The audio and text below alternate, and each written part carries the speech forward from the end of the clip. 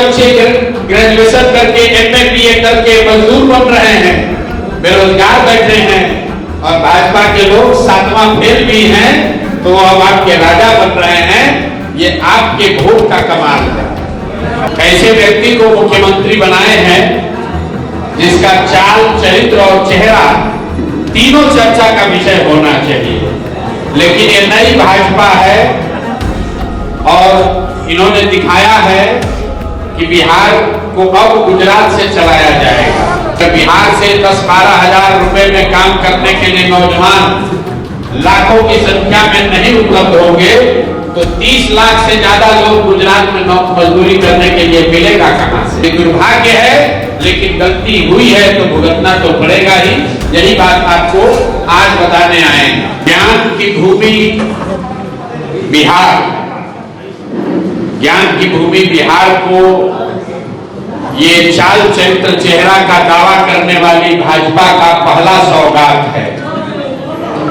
ऐसे व्यक्ति को मुख्यमंत्री बनाए हैं जिसका चाल, चरित्र और चेहरा तीनों चर्चा का विषय होना चाहिए। लेकिन ये नई भाजपा है और इन्होंने दिखाया है कि बिहार को अब गुजरात से चलाया जाएगा। मैंने पहले भी कहा था, मुख्यमंत्री कोई भी बने, अब बिहार को गुजरात से चलाया जाएगा, गुजरात के हितों को ध्यान में रखकर चलाया जाएगा। और इसका मतलब है कि बिहार से पलायन बंद नहीं होगा। पलायन बंद इसलिए नहीं होगा कि अगर बिहार से 10-12 हजार रुपए में काम करने के लिए नौजवान लाखों की संख्या में नहीं उपलब्ध होंगे तो 30 लाख से ज्यादा लोग गुजरात में मजदूरी करने के लिए मिलेगा कहां से? तो जो आज यहां मुख्यमंत्री बने हैं, व्यक्ति की बात नहीं है, उनकी चाबी, उनका रिमोट कंट्रोल अमित शाह के पास होगा, जिनकी प्राथमिकता ये है कि गुजरात में 10-12 हजार रुपए में काम करने के लिए लाखों बिहार के लड़के ट्रेन में, बस में जानवरों की तरह बैठकर जाते रहें। आने वाला जो समय है उसमें गुजरात का आदमी फैक्ट्री में मालिक रहेगा और बिहार के बच्चे उन्हीं फैक्ट्रियों में मजदूरी करेंगे। इसका दोष किसी नेता और दल को नहीं है, इसके लिए हम और आप दोषी हैं, क्योंकि हम लोग मोदी जी का भाषण सुन के वोट दिए हैं, हिंदू मुसलमान बनकर वोट दिए हैं, जातियों में बढ़कर वोट दिए हैं, 10,000 रुपए के लालच में वोट दिए हैं, तब उसका खामियाजा भी हम ही को और हमारे बच्चों को भुगतना पड़ेगा।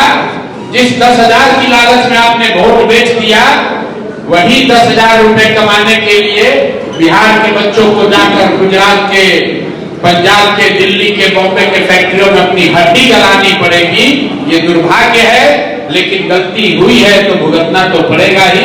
यही बात आपको आज बताने आए हैं। सर, एक लास्ट क्वेश्चन है, अपकमिंग इलेक्शन में भी यही चैलेंजेस आएंगे, कैसे दूर करेंगे आप? भाई, चैलेंज हमको नहीं दूर करना है, चैलेंज तो बिहार की जनता को दूर करना है, उनको तय करना है कि उनको मुख्यमंत्री के तौर पर कौन चाहिए।